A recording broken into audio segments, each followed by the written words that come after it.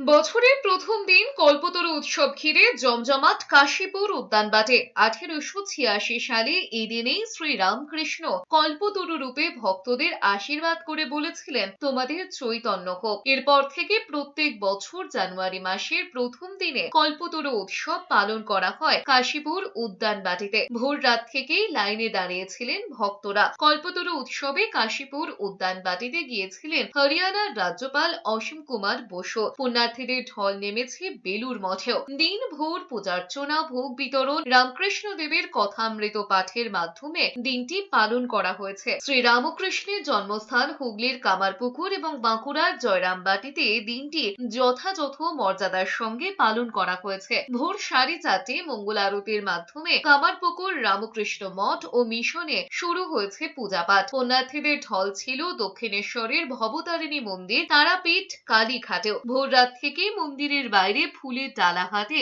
ভক্তদের লম্বা লাইন ছিল।